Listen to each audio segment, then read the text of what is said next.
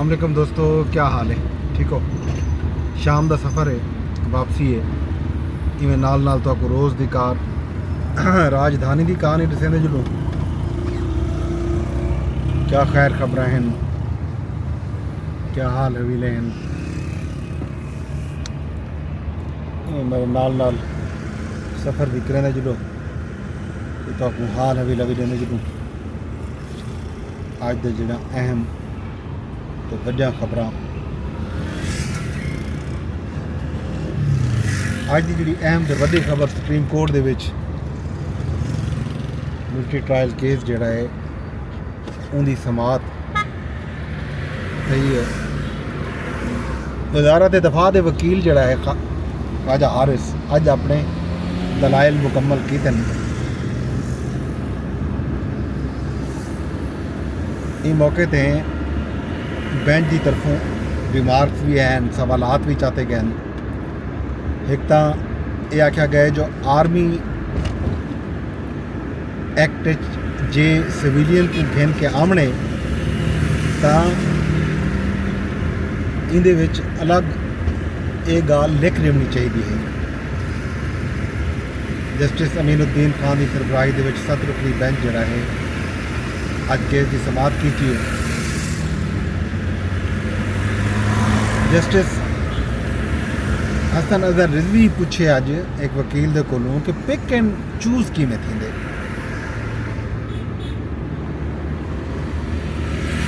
ना कि जो ये पिक एंड चूज नहीं होंदा, जुर्म होंदे। जिहड़ा जुर्म होवे जुर्म की नोयत को डिठा वेंदे। अगर वो जुर्म आर्मी एक्ट के जुमरे च आंदे तो वल ज़ाहिर है उनके खिलाफ कार्रवाई थींदी है।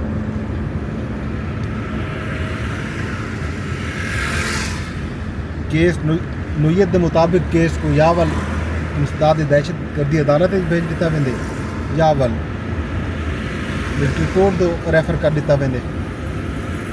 जस्टिस मुकर्रर हिलाली रिमार्क दिते जो सिविलियन ई जुमरे च आंदन के सिविलियन को भी तुसां मिलिट्री कोर्ट दे विच भेज दो। इत्थे तक गाल सिर्फ फोर्सेस दे मैंबर को डिसिप्लिन विच रखण के हवाले नाल गाल की गई है कि आर्मी एक्ट जिहड़ा है उन्हें लोगों के खिलाफ फौजी अदालत जिहड़ियां काम करे सन। जिहड़ा सारे फौज के डिसिप्लिन दे विच अगर कोई गड़बड़ करेंदे डिसिप्लिन नहीं आते, डिसिप्लिन की खिलाफ वर्जी करेंदे तो उन्हें खिलाफ जिहड़ा है केस बनाया वेंदे तो वो केस जिहड़ा है मिलिट्री कोर्ट च वेंदे।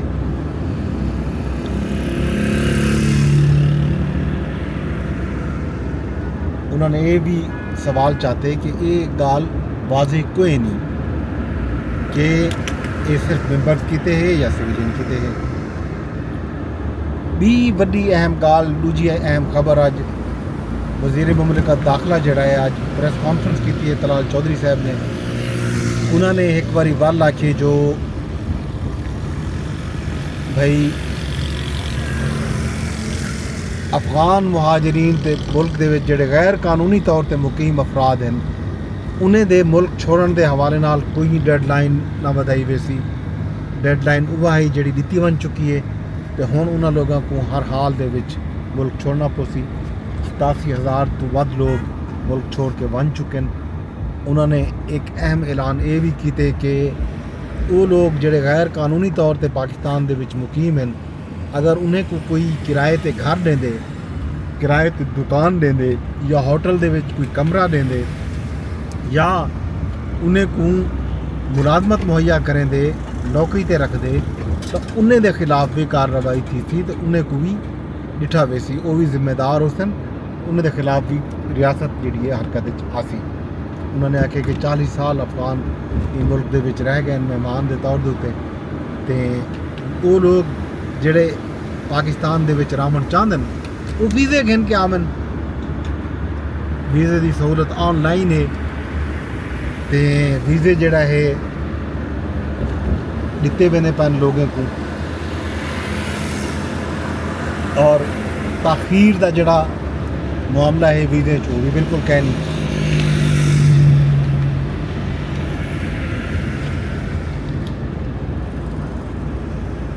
उन्हें आखे जो पाकिस्तान की जी हुकूमत है वो अफगान हुकूमत नाल राबते दे विच भी है, तो इन हवाले नाल पाकिस्तान के जोड़े नुमाइंदा खसूसी हैं सादिक मोहम्मद खान, उन्होंने भी दौरा किया काबुल का, तो काबुल तो भी लोगों ने पाकिस्तान का विजिट किए। तो पाकिस्तान के नायब वज़ीर आज़म के वज़ीर खारजा इसहाक डार साहब कल काबुल का दौरा करे सन।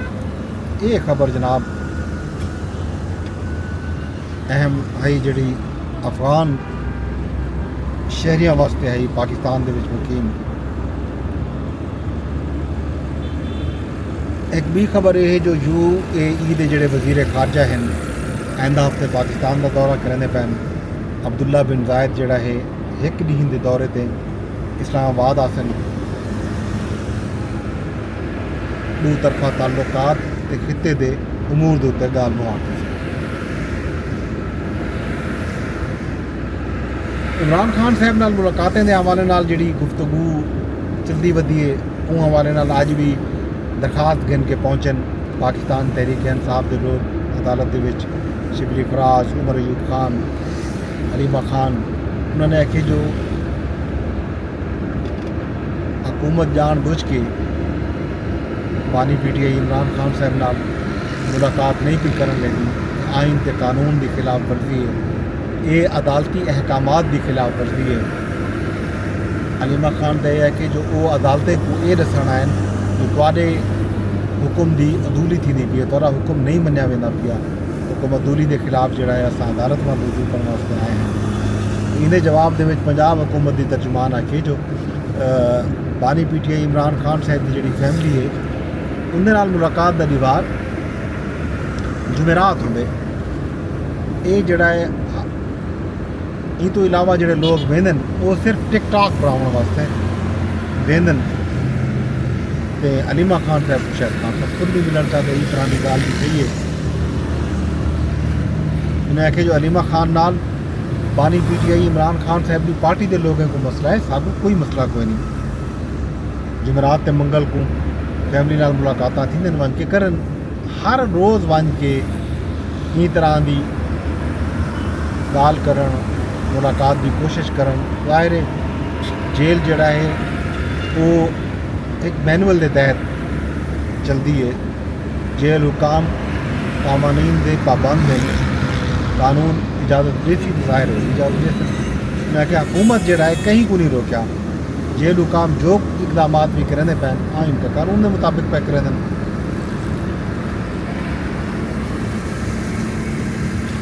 ये जनाब इन तो इलावा जोड़ा खैर खबर हैं भी एक अहम खबर जी अज बरतानवी मीडिया खास तौर पर BBC ने दी है कि अमरीकी इनखला के बाद अमरीका जिस वेले इतों गया तो उन तो बाद लगभग 5 लाख फौजी हथियार जोड़ा हैं वो कित्था गए कोई पता कोई नहीं।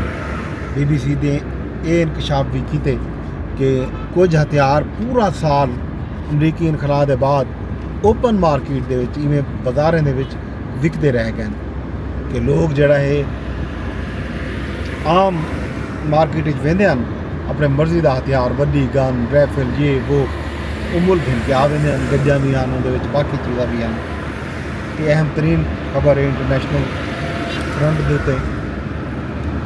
मैं आखिर कि हुण भी एक अफगान सहाफ़ी के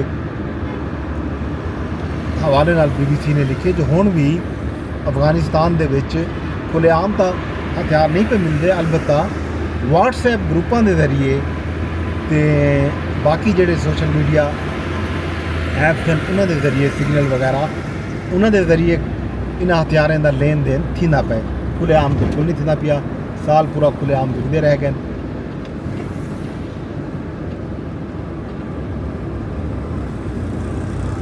अक़वाम मुत्तहिदा की ये रिपोर्ट भी आई जो अमरीकी असला जड़ा है वो दहशतगर्द ग्रुप जड़े हैं वो मुल्क पे गिंदन। अलकायदा ते मुंसलिक जड़े बे ग्रुप ग्रोह हैं उन्होंने हाथ भी ये असला आ चुके।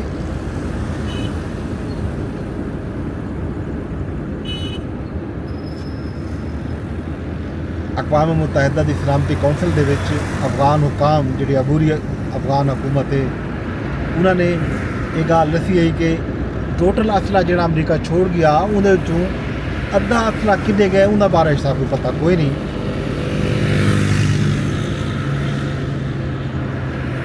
ਇਹ ਜਨਾਬ ਵੱਡੀ ਖਬਰ ਹੈ ਪਾਕਿਸਤਾਨ ਤੇ ਅਫਗਾਨਿਸਤਾਨ ਦੇ ਤਨਾਜ਼ੁਰ ਦੇ ਵਿੱਚ ਅਮਰੀਕਾ ਦੇ ਹਵਾਲੇ ਨਾਲ। ਤੁਹਾਨੂੰ ਪਤਾ ਹੋ ਸੀ ਕਿ ਡੋਨਲਡ ਟਰੰਪ ਜਿਹੜਾ ਹੈ ਆਪਣਾ ਇੰਤਖਾਬ ਜਿੱਤਣ ਤੋਂ ਫੌਰਨ ਬਾਅਦ ਇਹ ਕਿਹਾ ਕਿ ਉਹ ਅਫਗਾਨਿਸਤਾਨ ਵਿੱਚ ਜਿਹੜਾ ਹੈ ਅਸਲਾ ਆਪਣਾ ਵਾਪਸ ਹਿੰਦ ਕੇ ਆ ਗਿਆ।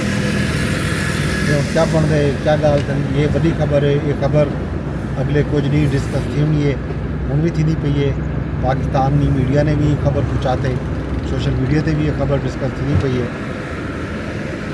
इस तो इलावा अल्लाह तआला भला करे आज पाकिस्तान पीपल पार्टी जलसा करें पई है हैदराबाद के बहुत बड़ा जलसा अज देख अंधार बुले तो उन्हें टेंट कनाता जो लग्या पिया वो भी उधर गए लेकिन बाद मौसम जोड़े बेहतर थे तो हम तो जलसे के इंतजाम कर किए गए दोबारा। पाकिस्तान पीपल पार्टी के चेयरमैन बिलावल भुट्टो जरदारी ने अहम खिताब करने पैन तो ई तो इलावा जनाब मौसम के हवाले नाल भी पेश हुई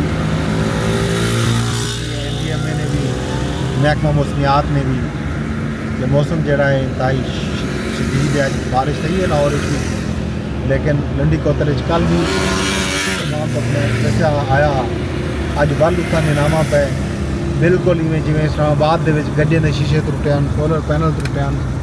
अज उत्था भी जो कुछ है महकमा मौसमियात ते NDMA ने जी अलर्ट जारी की रिपोर्ट जारी की उन्हें भी जो दसिया गया कि मौसम शदीद ठीक है तो ई मौसम के शिद्दत की वजह तो मुल्क के एक बारी वल शदीद अंधारी चलन के इम्कानात हैं। जखड़ चल सन नीलामा आसी तो लोगों के जोड़े इमलाक हैं खास तौर पर शीशे नाल शीशे दी इमारतां सोलर पैनल गड्डियां के शीशे ये त्रुट भज का शिकार थी सकते हैं। तो लोग जोड़ा है इन हवाले नाल अपनी तैयारी रखें तो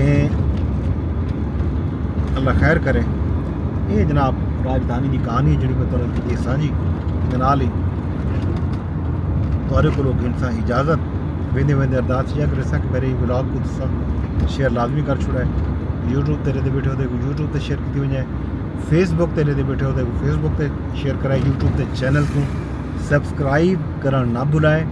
तो अगर तुसा एक्स यानी ट्विटर तेरे दे बैठे हो तो ट्विटर ते भी व्लॉग को रीपोस्ट किया बन सकते कमेंट भी कर सकते हो इन्होंने इनको लाइक भी कर सकते हो।